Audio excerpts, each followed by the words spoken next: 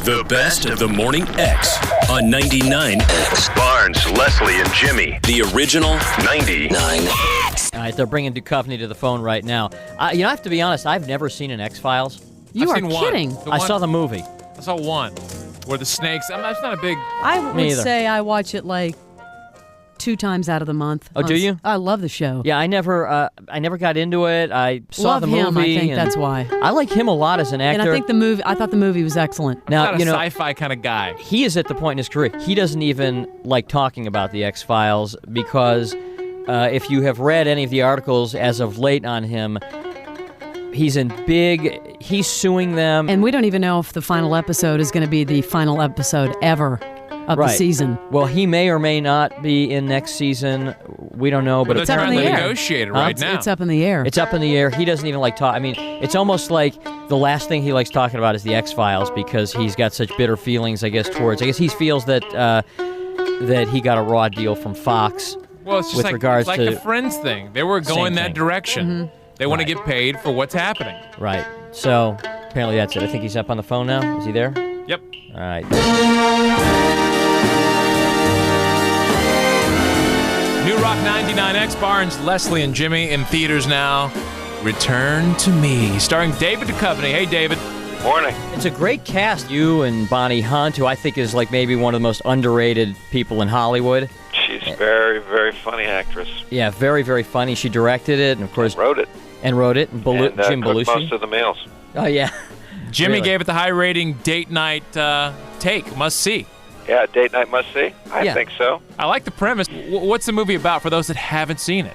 Well, I mean, the story of the movie is different from what the movie's about, I think, because it's a very funny movie. I only say that because now I'm going to say it's about a guy whose wife dies. Ha-ha. Right. That's real funny. Well, yeah. And it's about a woman that needs a heart transplant. It's getting funnier now. Now the laughs begin. She's dead. You've pulled her heart out. Yeah, and she happens by chance to get my dead wife's heart, which is a great line in the movie that Bonnie delivers at some point. And, as I said, it doesn't sound like a really funny movie, and it doesn't sound like a big mystery, and it's not. You can know all that and enjoy the movie because it's really watching that situation unfold and watching these two people deal with their history that they don't even know that's funny and human and really touching. You know, David, all the reviews I've seen have been great about the movie and about you, especially the crying scene. Yeah. What do you do to evoke those emotions to be able to have that kind of scene, which apparently blew everyone away? You think about your deal with Fox. I was going to say all your missed royalties with X-Files. Right? You knew. It's like that every actor's got a different method of doing those kinds of scenes or of doing anything really, and that's really that's like the secret. I wouldn't want to give that away, and it always changes. I mean, Sure. what starts it's a long scene and it takes a long time. I was shooting that for maybe 8 hours, and what started bringing me to that place in the first hour might not have been bringing it to me in the 6th hour, so it changes. Before you were an actor, I mean, you were a very educated, highly educated gentleman. You was at Princeton. You went to Princeton. Yeah. And we're only like a hair away from getting your PhD before you went into acting. When you tell your mom or dad that you're leaving school that close to getting the PhD to become an actor, how does that go over? Well, not well. Yeah, really. I'm guessing. 'cause Mom, I'm taking a hard turn right. After they'd spent how much money on your education and Well, the deal is that at the point that I made that decision, I was probably 25, so it's not like an 18-year-old doing it. So, Mom and Dad have less to do with my life at that point anyway. So it wasn't like, I'm joining the circus, Mom, at the age of 16. Now, you kicked ass on Jeopardy recently, and now you're about to go on Who Wants to Be a Millionaire. Have you taped it yet? Yeah. And how'd you do? I've been sworn to secrecy. Oh, come on, David Duchovny. I'm sorry. And I'm going to guess you did well based on your Celebrity Jeopardy. Regis said he would personally kick my ass if I said anything. Who are your lifelines? Can you tell us that? My wife. Right. Who else? But she's the one I called. Did you actually call her on the show? Sure I did. You did do it? Yeah. Now I know you're very, very good friends. I can't tell you that she didn't help me. Now you're very good friends with Gary Shandling. Was he one of your lifelines? He wasn't, but he should have been. And he probably took it personally, knowing him, right? I haven't heard from him since then, so maybe that's why. Because he's so sensitive. Hey, David, what was it like for you the very first time you saw yourself on the big screen? It horrifying. I mean, it just makes you so self-conscious. Well, what do you think is your worst physical feature that when you think stands out? Yeah, like when you see yourself, you'll say, God, I don't like that at all. Where do you begin? It's like, what do I always look at? I had an eye injury, so I'm always looking at like the difference in my eyes. Were you completely comfortable doing a romantic lead?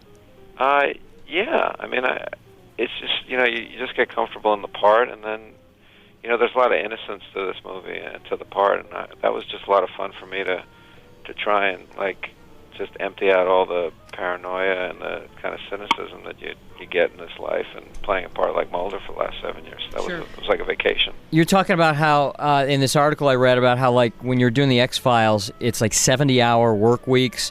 Well, I'm not that smart. What does 70 hours translate into? Oh, man. 10 a day. What depends how many days a week you're working. 14 hours a day. Yeah, that's about right. 14 a day, okay. On a movie set, is it as grueling?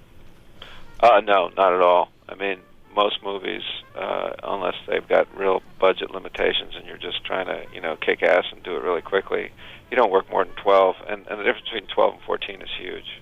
And there's like a lot of downtime on a movie set. What kind of stuff do you do in your trailer, or what kind of things will you do to preoccupy? I mean, will you shoot hoops? Will you answer email? What do you do? Well, I don't do any of that computer stuff. So You're still scared of that, huh? I'm a little afraid, and but I do write on the computer, but that's it. And well, we were in Chicago shooting, and for about a week we were shooting at this restaurant, which was right next to a school that had a schoolyard in it that kids were playing stickball in. So I got to play stickball like for hours for about a week. You just jumped in the game. Hey, Mom, there's some guy, David Duchovny, playing with us. That's pretty much what happened. Hey, did you ever see that video that was roaming around for the David Duchovny "Why Don't You Love Me" song? Yeah, these guys over at that work for the company that produces the X-Files, they made it.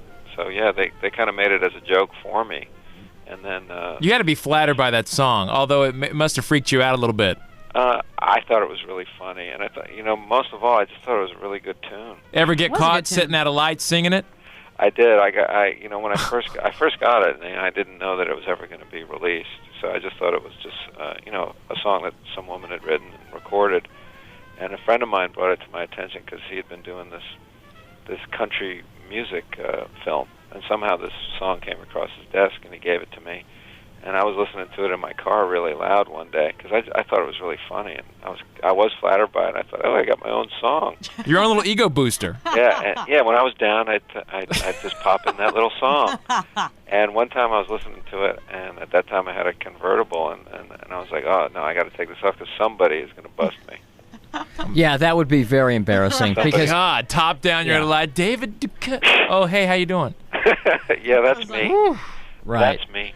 Well, you always, whenever you get the big ego, you can always go home because I guess that's where any guy with an ego gets cut at the knees, right? Like now that you have a kid, you're the third man in the house. Number 3. Right. Number 3 and falling. David, and falling, right. Good luck with the movie. I think the dogs are above me right now. Right. What kind of dogs do you have? 2 mutts.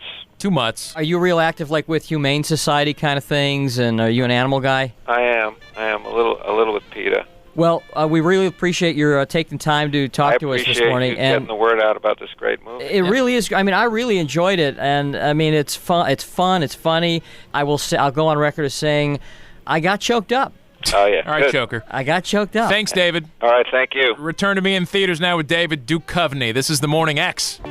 The best of The Morning X on 99X. Barnes, Leslie, and Jimmy. The original 99X.